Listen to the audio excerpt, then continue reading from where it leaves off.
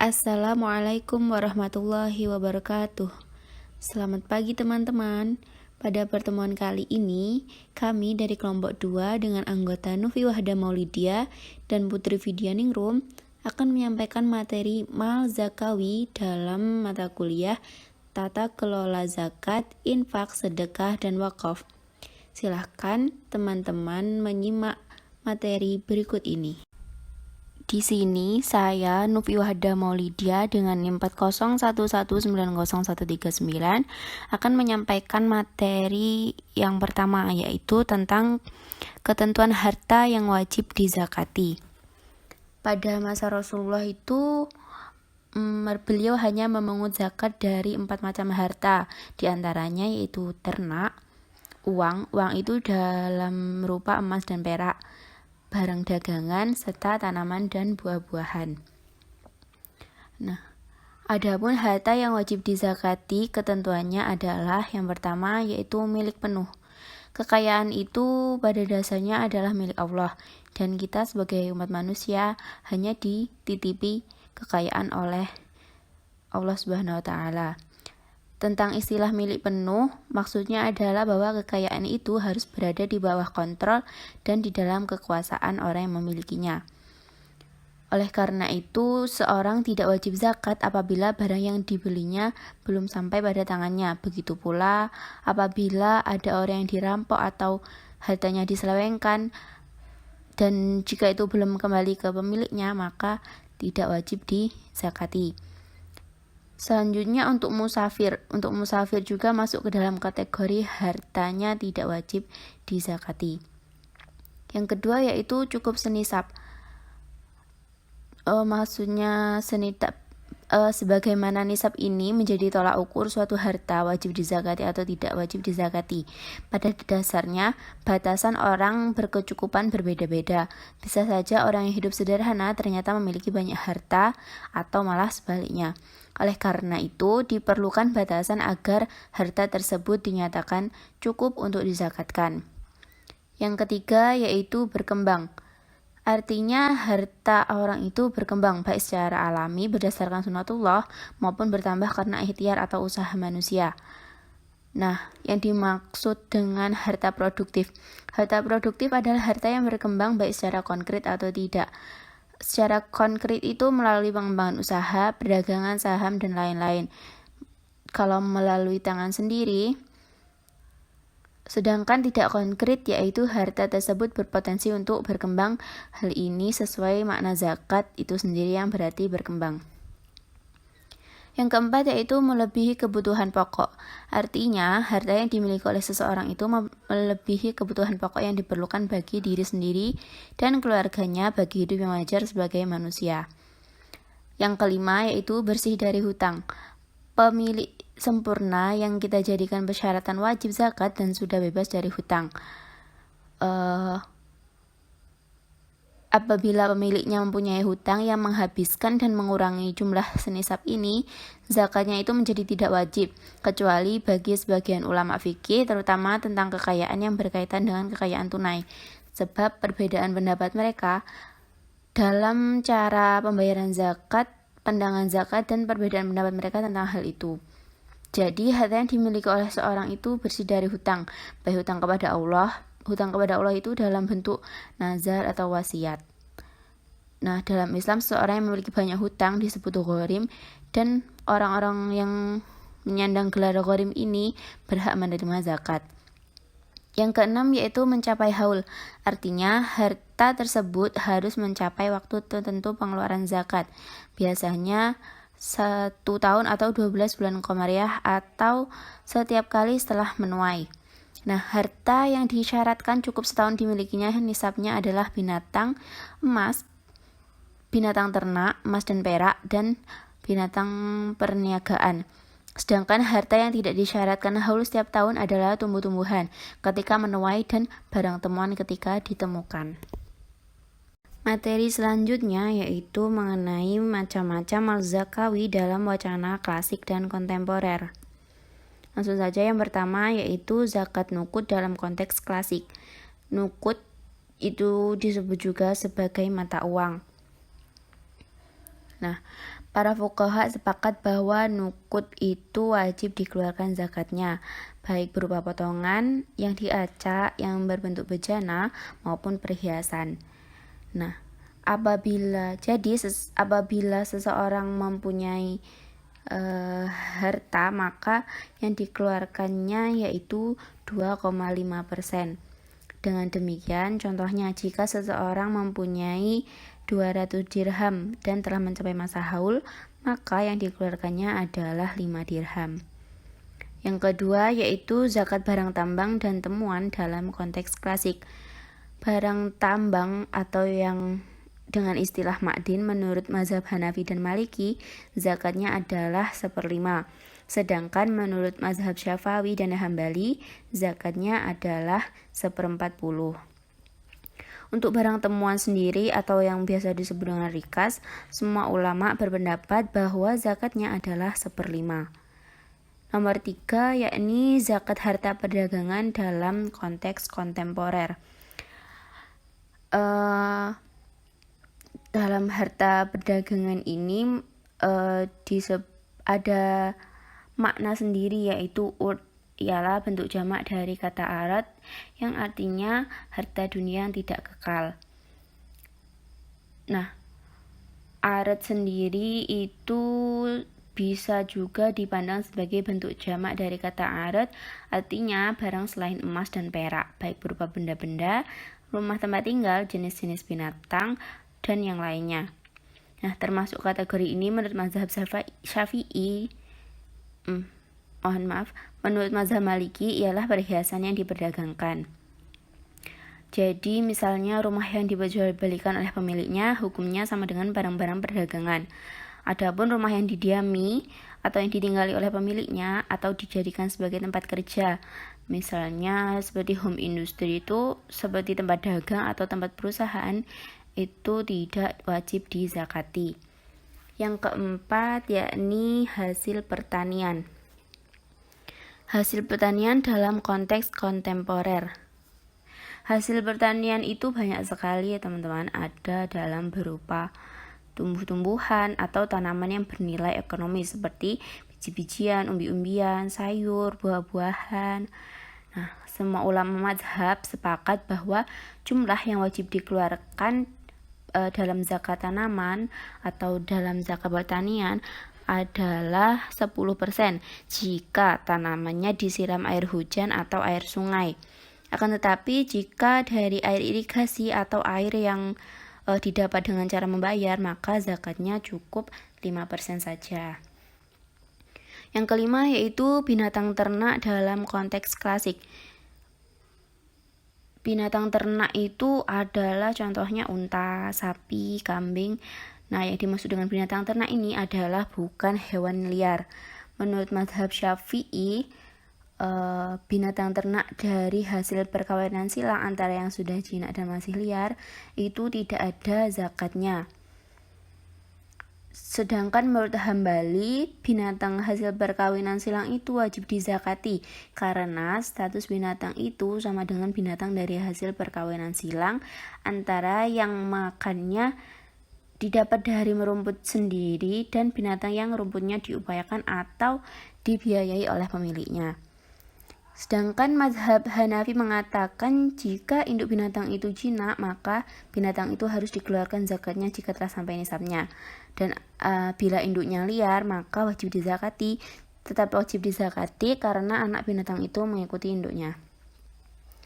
Yang keenam, yang terakhir yaitu zakat bangunan, pabrik, dan zakat profesi dalam konteks kontemporer. Ada dua macam, yang pertama zakat bangunan dan pabrik, yang kedua zakat profesi dan zakat wira swasta. Harta kekayaan dari zakat bangunan dan pabrik, harta kekayaan yang berupa bangunan, pabrik, kapal, pesawat terbang, dan sebagainya, itu tidak wajib dizakati karena itu bagian dari benda-benda tersebut. Akan tetapi keuntungan yang diperoleh, keuntungan bersihnya, itu perlu dizakati jika keuntungan tersebut sudah mencapai nisabnya. Yang kedua yakni zakat profesi dan zakat wira swasta. Wira swasta yang dimaksud di sini adalah pekerjaan yang tidak terikat dengan negara. Adapun pekerjaan yang terikat dan terkait dengan pemerintah atau yayasan dan badan usaha umum atau khusus adalah yang para pegawainya menerima upah bulanan. Nah, jadi mereka yang mendapat upah bulanan itu wajib atau tetap mengeluarkan zakatnya. Saya Putri Vidyaningrum dengan NIM 40119152. Sekarang masuk pada dasar hukum berzakat. Ini tertera pada surat Al-Baqarah ayat 43 yang bunyinya wa aqimus sholah wa atuz zakata warka'u ma'ar raki'in, yang artinya dan dirikanlah sholat, bayarkanlah zakat, dan rukuklah kamu beserta orang-orang yang rukuk. Baik, selanjutnya masuk kepada syarat zakat secara umum. Yang pertama di sini ada Islam. Orang non-muslim walaupun hartanya sudah mencapai nisab tidak wajib untuk berzakat. Yang kedua, merdeka. Seorang hamba tidak wajib untuk berzakat. Yang ketiga, milik yang sempurna. Maksud milik yang sempurna ini adalah harta keseluruhan yang akan dikeluarkan zakatnya ini murni dan 100% milik pribadi, tidak tercampur oleh harta orang lain. Yang keempat, cukup 1 nisab. Dan yang kelima, dipunyai selama 1 tahun lamanya. Jadi per 1 tahun ini wajib dikeluarkan zakatnya apabila sudah mencapai nisab. Baik, selanjutnya masuk di ketentuan zakat mal zakawi. Ada beberapa jenis harta yang wajib dikeluarkan zakatnya. Beberapa jenis harta ini memiliki syarat spesifik sesuai jenisnya. Dan mereka ini memiliki syarat umum zakat yang wajib dikeluarkan. Yang pertama, di sini ada binatang ternak. Syarat spesifik yang dimiliki zakat binatang ternak ini adalah harus dipunyai selama 1 tahun, digembala di rumput yang mubah. Adapun binatang yang makanannya diambilkan tidak boleh dizakati. Jadi binatang yang digembala sendiri itulah binatang yang wajib dizakati. Namun binatang yang makanannya diambilkan oleh pemiliknya ini tidak wajib dizakati, tidak wajib dikeluarkan zakatnya. Nah, ada lagi binatang yang dibeli atau dipakai untuk bekerja tidak wajib dizakatkan. Maksudnya, saya kasih contoh, misal nih kita membeli kerbau. Nah, kerbau ini sebenarnya sudah mencapai nisab dan sudah dimiliki selama 1 tahun. Tapi tujuan kita membeli kerbau ini untuk membajak sawah atau untuk pekerjaan-pekerjaan lainnya. Nah, binatang ini tidak wajib dikeluarkan zakatnya. Yang kedua, di sini ada emas dan perak. Syarat atau ketentuan spesifik yang dimiliki untuk zakat perak dan emas antara lain disimpan selama 1 tahun, dan yang dizakatnya itu 2,5% dari emas yang dimiliki. Yang kedua, jenis harta buah-buahan. Namun hanya beberapa buah-buahan yang wajib dikeluarkan zakatnya, yaitu hanya kurma dan anggur. Nisabnya sampai 1 nisab. Yang kedua, biji makanan yang mengenyangkan seperti beras, jagung, gandum, adas, dan sebagainya. Adapun biji lainnya yang mengenyangkan seperti kacang tanah, kacang panjang, buncis, tanaman muda, dan sebagainya tidak wajib dizakati. Syarat atau ketentuan yang terkhusus adalah biji makanan itu ditanam oleh manusia. Jadi sengaja ditanam, tidak tumbuh sendirinya karena alam. Biji makanan itu mengenyangkan dan tahan disimpan lama. Untuk zakat pertanian, menurut MUI Aceh, pada keputusan rapat Komisi A, nisab zakat pada pertanian ini ketika nisabnya sudah mencapai 5 wasak atau 10 wasak padi. Nah,